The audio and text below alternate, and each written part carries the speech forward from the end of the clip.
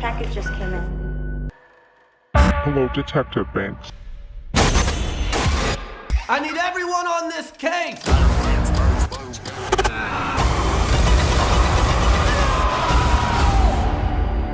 Halo sahabat semua, bagaimana kabarnya? Baik-baik saja bukan? Pada video kali ini, channel Palanta Movie akan mengulas alur cerita Spiral from the Book of Saw, yaitu film horor cerita seru tahun 2021 asal Amerika yang disutradarai oleh Darren Lynn Bousman dan dibintangi oleh Chris Rock sebagai detektif Ziggy Banks dan Max Minghella sebagai William Shanks. Film Spiral from the Book of Saw berdurasi 1 jam 33 menit 5 detik. Film ini mengisahkan seorang detektif bernama Ziggy Banks. Detektif Ziggy Banks yang terbiasa bekerja sendiri kemudian mendapatkan seorang rekan baru yang bernama detektif William Shanks. Hingga suatu hari, mereka berdua ditugaskan oleh Kapten Angie Garza untuk menyelidiki sebuah kasus kematian seseorang yang tertabrak kereta api. Kasus-kasus yang mereka selidiki membawa mereka ke dalam permainan seorang penjahat yang memakai topeng berkepala babi. Berbagai misteri dan teka-teki mewarnai setiap penyidikan yang mereka lakukan. Mampukah detektif Ziggy Banks menangkap pelaku yang membunuh rekan-rekan polisinya dan menemukan ayahnya yang hilang? Bagaimana kisah lengkap film tersebut? Simak videonya sampai habis. Bagi sahabat yang belum menonton filmnya, disarankan menonton film tersebut terlebih dahulu, karena menonton film secara utuh jauh lebih baik. Tanpa berlama-lama, kita langsung ke isi ceritanya.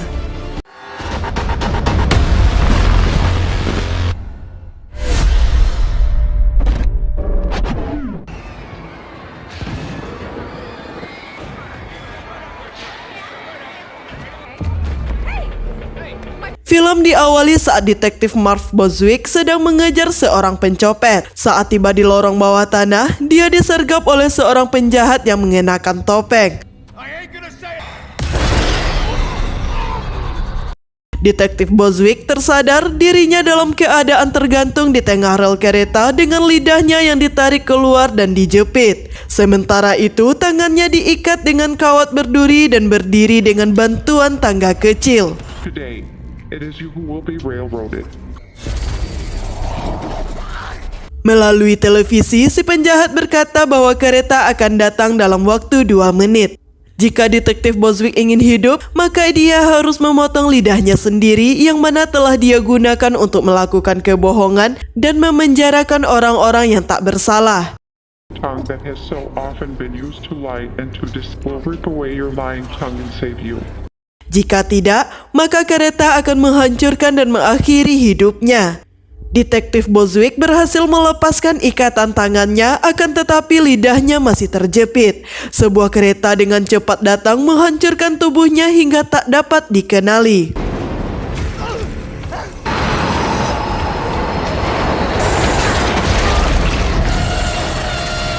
Scene beralih. Terjadi perdebatan antara detektif Ziggy Banks dengan Kapten Angie Garza.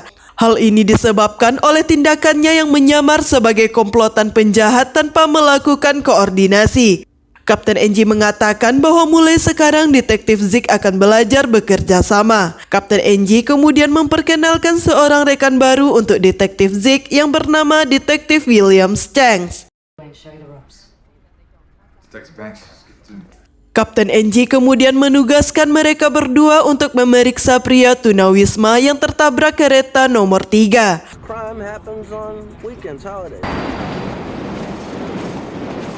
Mereka tiba di TKP dan menyaksikan tubuh korban yang hancur hingga tak dapat dikenali. Detektif Zig merasa tidak yakin bahwa korban seorang gelandangan.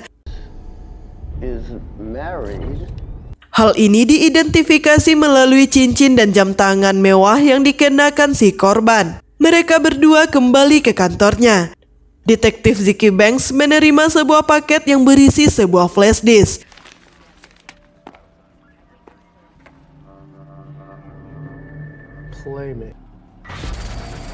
Hello, Detective Banks. Di dalamnya ada video yang menunjukkan sebuah dinding dengan gambar spiral dan pesan dari seseorang bahwa dia akan memperbaharui kepolisian Metro agar polisi mengingat kembali sumpah mereka terhadap masyarakat.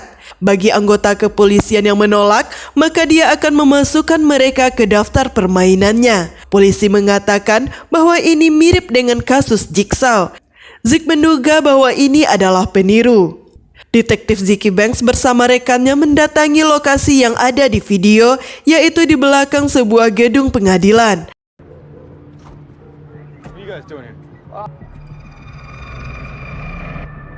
Mereka menemukan kotak yang berisi potongan lidah dan lencana polisi di dalamnya. Setelah dilakukan pemeriksaan rekam medik, diketahui bahwa korban tersebut adalah rekan mereka yang bernama Boss. Perdebatan besar terjadi di antara Zeke dan anggota kepolisian lainnya. Zeke merasa lebih berhak untuk melakukan penyidikan atas kematian temannya. Kapten Angie mencoba menenangkan Zeke dan mengatakan bahwa dia ingin kerjasama seluruh kepolisian. Zeke berkata bahwa ia ingin memimpin penyidikan ini. This is my family, man. You gotta let me take. Kapten Angie kemudian mengatakan kepada mereka bahwa Zeke akan menjadi pemimpin tim, melakukan kerjasama dan mengesampingkan masalah pribadi. Zeke bersama William pergi menemui Kara. Zeke mengucapkan belasungkawa atas kematian bos suaminya. Zeke kemudian mengajukan beberapa pertanyaan. Not today. Hey, I'm William, Zeke's partner. Yep. I can't imagine what you're going through right now. Kara mengatakan bahwa tidak ada hal yang mencurigakan sebelum kematian bos. Hanya saja dia merasa ada satu kejanggalan, yaitu sebuah SUV hitam parkir pada suatu malam. There was one thing, there was a black SUV parked outside, and I don't know, the next thing I know, he was yelling at somebody. Sebelum pergi, Kara berkata kepada Zeke agar menemukan pelakunya. He knew you were a good cop. You find out who did this. Zeke yang kembali ke rumahnya menemukan pintu rumahnya sudah terbuka. Dia menodongkan senjata kepada seorang pria yang sedang duduk dan ternyata itu adalah ayahnya. Terjadi perdebatan antara mereka berdua mengenai karir dan kehidupan keluarga Zeke yang berada dalam kekacauan. You always making shit about you. That's the shit. Dia juga menambahkan agar Zeke mampir ke rumahnya untuk makan malam dan membahas kasus yang sedang Zeke selidiki. Just because your dad is Chief fucking Marcus Bay. Malamnya, Zeke dan rekan-rekannya yang berada di kantor berusaha mencari petunjuk, akan tetapi mereka belum bisa menemukannya. Sementara itu, Fitch dan Krause sedang melakukan pemeriksaan CCTV pada sebuah toko. There's Boss. Dalam rekaman CCTV, terlihat Boss sedang melakukan pengejaran terhadap seorang pria. Pria tersebut diketahui bernama Benny Wright, seorang penipu, pecandu sabu-sabu dan sering berjualan narkoba dengan seseorang bernama Space. Fitch berkata bahwa dia tidak akan melaporkan hal ini kepada Zeke. Kemudian mereka berdua berbagi tugas untuk mencari Benny dan Space.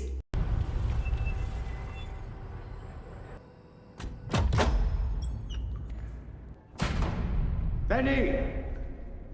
Fitch datang ke tempat Benny dan mengira Benny sedang tidur. Fitch menarik selimut Benny dan dia menemukan sebuah topeng yang menakutkan di atas kasur Benny. Saat Fitch akan pergi, tiba-tiba seseorang menyerangnya dari belakang.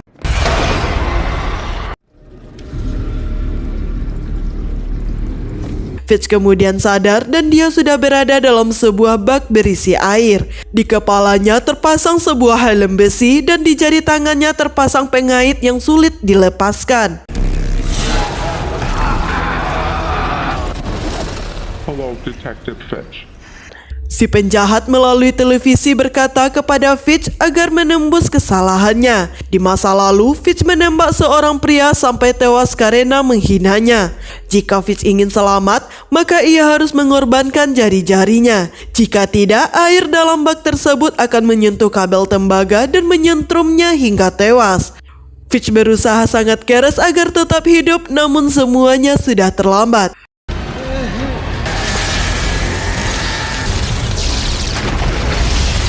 Scene beralih. William kemudian menelpon Zeke. Dia mengatakan hasil penyidikannya tentang Bos.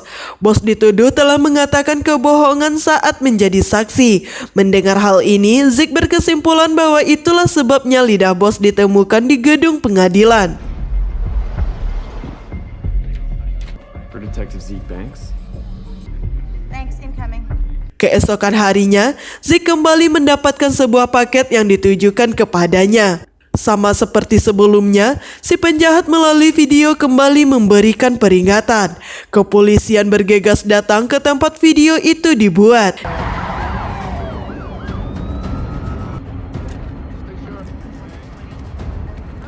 Di sana mereka menemukan sebuah mobil dengan gambar spiral di pintunya. Zeke dikejutkan oleh bangkai seekor babi yang jatuh saat dia membuka pintunya.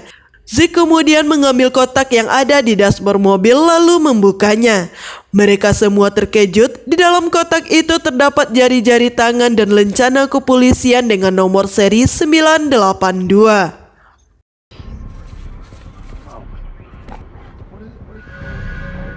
Zeke berkata bahwa itu lencana milik Fitch. Seketika itu Zeke teringat akan masa lalunya.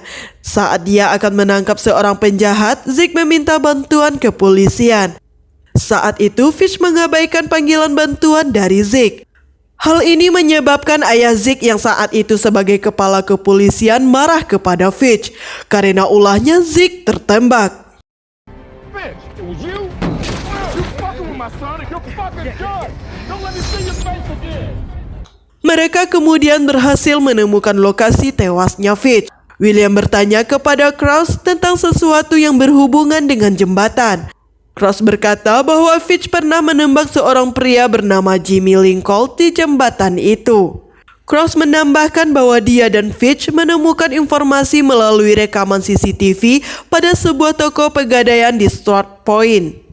Melalui CCTV, mereka melihat Bos bersama seorang pria bernama Benny Rikes yang merupakan pecandu narkoba. Krause mengatakan bahwa Fitch datang kemari untuk menangkap Benny.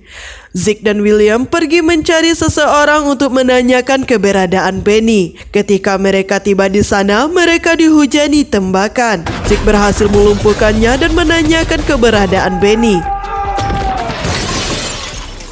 You seen this man before?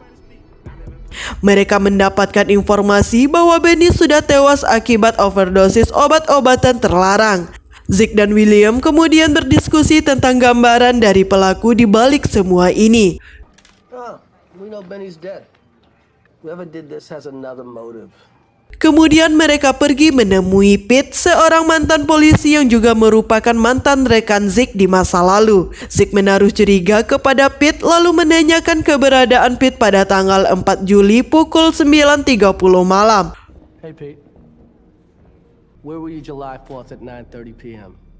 Pete merasa kesal. Dia mengatakan bahwa saat itu sedang melakukan pertemuan di gereja dan ada seorang pria mabuk membuat kekacauan, lalu dia memukulnya hingga pingsan sampai berurusan dengan polisi. Mendengar hal itu, Zeke dan William pun pergi. More than you. This is the guy, but you turned on him. There's a code.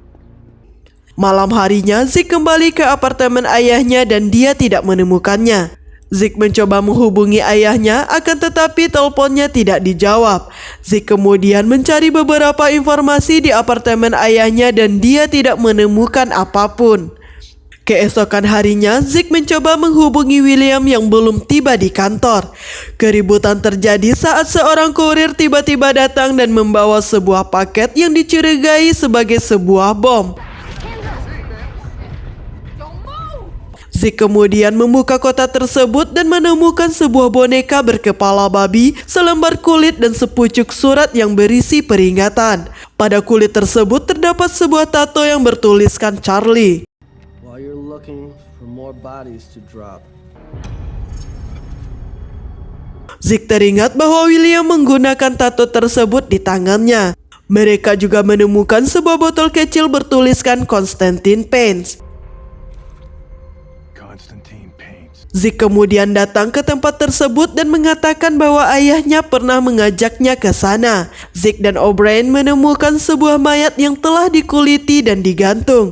Zik merasa sangat bersalah dan sedih atas kematian William.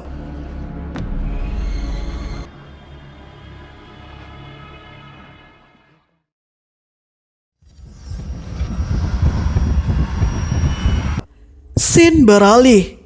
Kapten Angie mendapatkan pesan dari Marcus Banks yang merupakan ayah dari Zik. Marcus Banks meminta Angie agar memeriksa berkas nomor 9246 di ruang kasus dingin. Sementara itu, Zik mendapatkan laporan tentang penyerangan terhadap seorang polisi.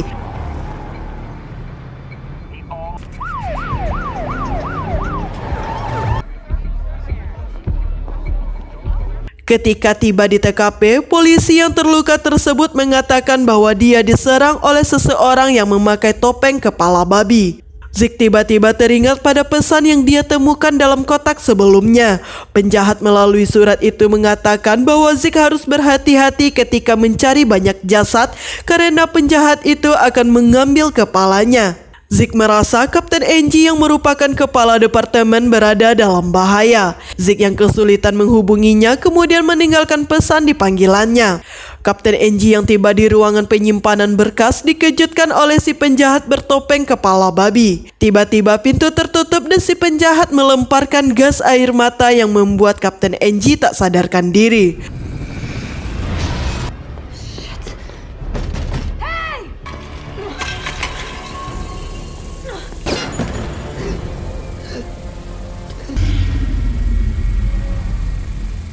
Tak lama setelah itu, Kapten Angie pun tersadar. Dia diikat dan dibaringi di atas sebuah meja. Si penjahat berkata bahwa Kapten Angie telah melakukan kesalahan dengan menutup-nutupi kasus korupsi yang telah terjadi di departemennya dan dia juga tidak pernah berani membela orang tak bersalah.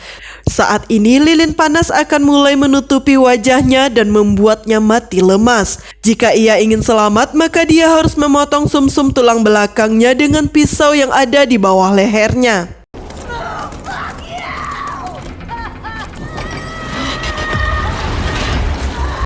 Zik yang tiba di kantor menanyakan keberadaan Angie.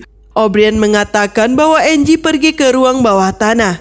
She's down in the fucking basement. Zik menjelaskan bahwa kasus penyerangan terhadap polisi yang saat ini sedang terluka hanya pengalihan. Tujuan sebenarnya dari penjahat adalah untuk menangkap Angie. Mereka bergegas ke ruang bawah tanah mencari Angie. Namun mereka sudah terlambat, Kapten Angie tak bisa diselamatkan.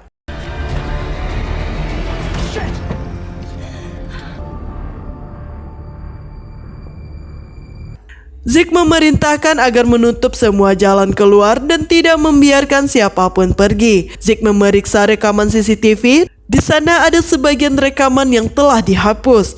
Dia kemudian menemukan seseorang dengan nomor lencana 213 telah mengakses rekaman CCTV. Zik mengetahui bahwa itu adalah nomor lencana Pete yang merupakan mantan rekannya. Terjadi perdebatan dan perkelahian antara Zik dan O'Brien tentang tersangka utama dalam kasus ini. Zik menduga bahwa ini adalah ulah Pete. Sementara itu, O'Brien berkata bisa saja yang menjadi tersangka ayah Zik, Marcus Banks.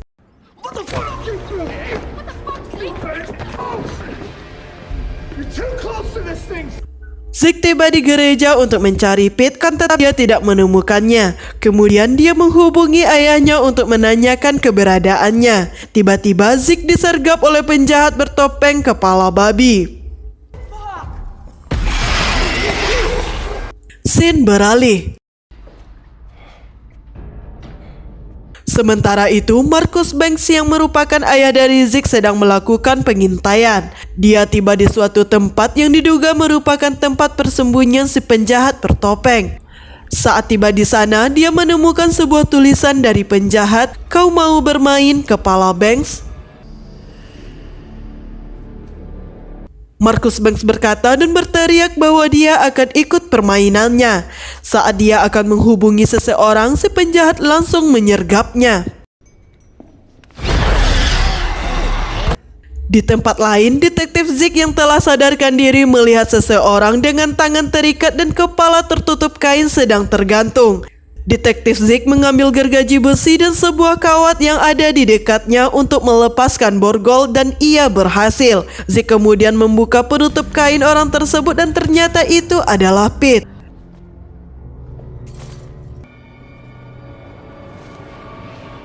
Pete yang terbangun berkata kepada Zeke agar melepaskannya. Pete mengira bahwa Zeke mencoba membalas dendam kepadanya. Sementara itu Zeke berkata bahwa Pete telah merentas komputer, membunuh Angie dan membunuh Boss.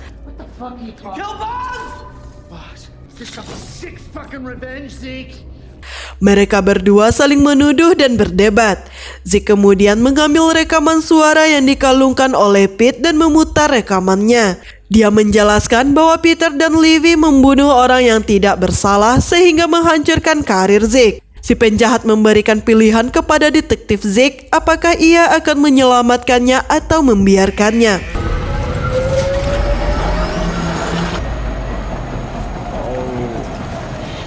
Zeke kemudian mengambil kawat dan mencoba menyelamatkan Pete. Pada usaha pertamanya dia gagal dan Pete mendapat luka pecahan botol kaca di punggungnya. Zeke mencoba kembali membuka rantai yang melilit tubuh Pete, namun dia kembali gagal dan Pete kembali dihujani dengan pecahan kaca yang membuat luka di punggungnya semakin parah.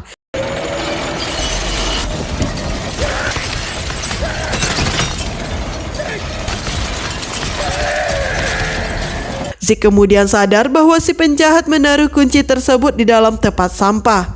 Pecahan kaca yang masih berterbangan tidak menyurutkan perjuangan Zeke untuk menyelamatkan Pete meskipun ia juga harus terluka.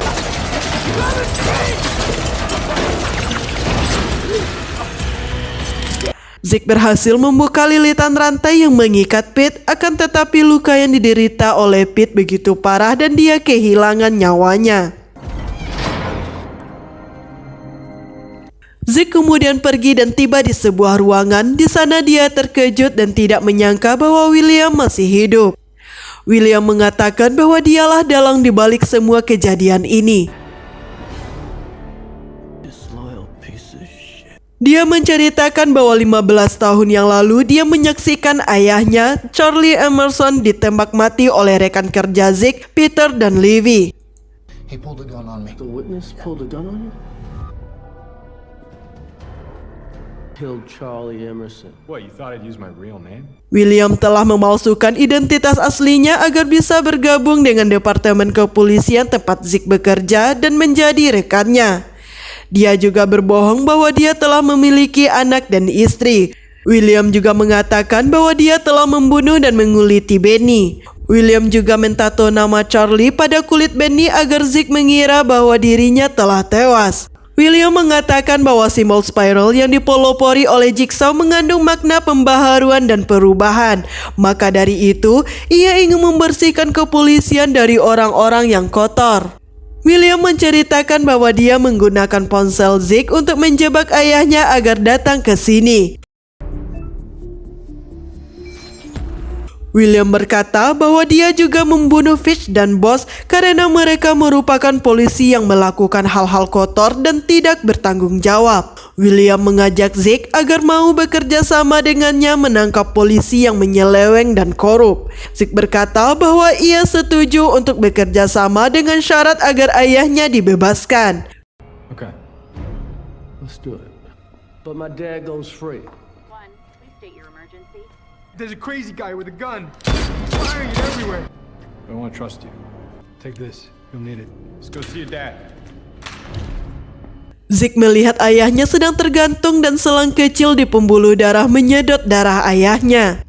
William menceritakan perbuatan ayah Zeke yang selama ini telah melakukan hal buruk atas nama keadilan. Shoot me, Zeke.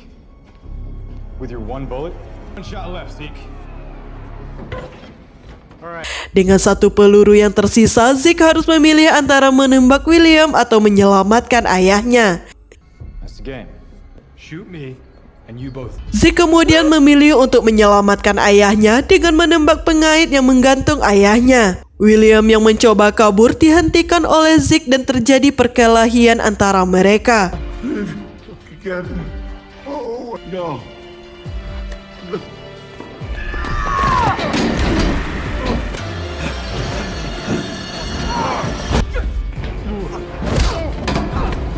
Sementara itu, tim SWAT mencoba masuk ke ruangan dengan menggunakan gergaji mesin dan tanpa sengaja mengenai sebuah kabel yang sengaja dipasang oleh William. Tiba-tiba tubuh Isaac terbangun seperti dikendalikan oleh mesin. Lampu sorot yang menyala membuat pandangan tim SWAT seolah-olah melihat Isaac sedang menodongkan senjata. Tim SWAT kemudian menembak Isaac hingga tewas.